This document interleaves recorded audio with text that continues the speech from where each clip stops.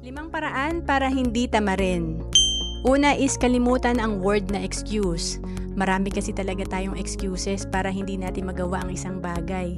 Kaya dapat talaga kalimutan na natin ang word na ito. And maaring ang excuse mo hindi mo kaya or wala kang resources.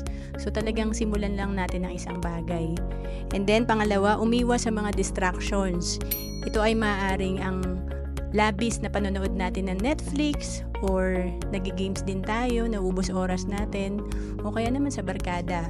And then pangatlo, magkaroon ng vision. Ito yung titignan mo yung long-term effect ng ginagawa mo, yung nakatingin ka sa reward, yung nakatingin ka sa goal mo. And then pang-apat, iwasang maging perfectionist.